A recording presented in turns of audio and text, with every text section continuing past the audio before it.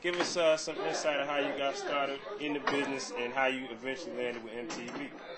Oh man, it's crazy sitting up in the panel earlier today, sitting next to DJ Law. I remember when I was I'm from New York, but I moved down to VA for a few years back in the day, so I can remember like being like a high school student or maybe early in college, running across DJ Law and Big B, just really trying to find my way into the music industry. I knew I always wanted to pursue like that directing and producing.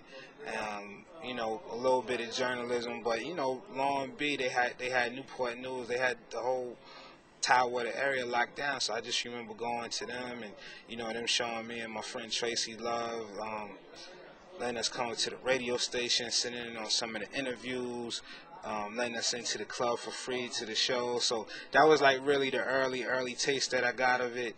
And then I worked on the Spartan Echo, which is the school newspaper for Norfolk State University, staying up to like 8 o'clock in the morning working on that. And through that, I found my love of journalism, my love of being a writer. So that was my niche. That was something that I wanted to pursue. And I got an internship at Vibe Magazine, through Vibe Magazine, to make a long story short. Did a couple of interviews there, big interviews, Sarah Jessica Parker, Steve Martin, Andrew Dice Clay, a bunch of people.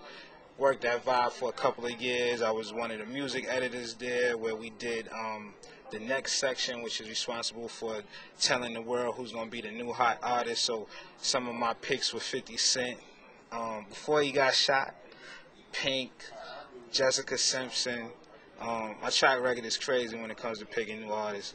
And a little while after that, I started working at MTV as a writer on the hip-hop side. I'm the hip-hop editor now, MTV News.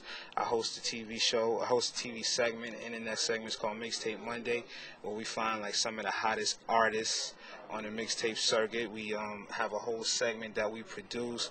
This year is probably our biggest year for Mixtape Monday. We've had LL Cool J, Nas, Young Jeezy, The Game, Ludacris, B.O.B., Mano, everybody. Me and my partner Ramon Dukes, we put that together, and it's a big thing. It's going down. All right, now, what are some of the changes that you've noticed in hip hop and urban journalism in general, as once you started up to now?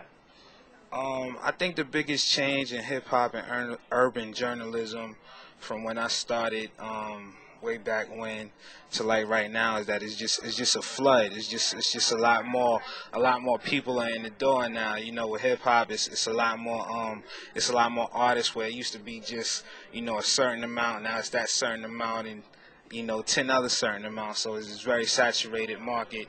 And as far as the journalism goes, I would say the biggest thing is probably the influx of the internet blogs, which, in my opinion, I think is separate. I think some people confuse a blog for being a journalist or being a blogger for being a journalist, which I think is totally separate. But, the blogs, they're making their way into the game right now, where they might take a story from MTV News or take a story from CNN and post on the blog, or put some unreleased music. And I think that just with anything, I think there's some blogs that's real dope. I think there's some blogs that's just trash and they just thieves.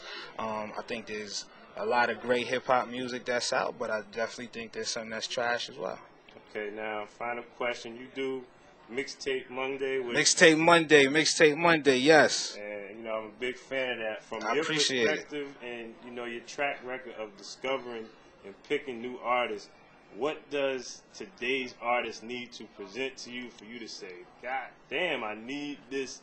A DJ Chuck T mixtape. Man. That's what an artist needs, a DJ Chuck T mixtape. Yo, this dude put out like 50 million mixtapes in one day. And the thing about the whole mixtape thing is, like, when I talked on the panel earlier, I was saying, like, from the artist perspective, like, I felt that you didn't have to put out, 50 million mixtapes, in the span of 2 weeks. From an artist perspective, Now, when it comes to being a DJ, like my man Chuck T, he has a whole variety of people that he works with, a variety of songs that he puts out. You gotta flood it. But if you're a solo artist, like, I'm just getting familiar with you. You gotta give me a chance, because it's like you have artists A, B, C, and then you have A1. and through the whole alphabet, A3 through the whole alphabet. So We'll get the Chuck T mixtape. Chuck T Press through all the mixtape. red tape. Yeah. So I'm just really getting used to your music, and then you putting out 2 more mixtapes. Like, you know, come on, man. I'm just looking for quality versus quantity. You know, if you got like a good mixtape, you don't even have to put 25 songs in there. If you have a good mixtape, just put like 10 records on there. You know, let me get used to you. Let me vibe to you, and then let my man get used to you. Let my homegirl get used to you. You know, let the people, you know, let it linger a little bit. And then once you get a little bit of buzz, okay, boom, you can hit me with another one. So that's what I'm looking for. Quality versus quantity.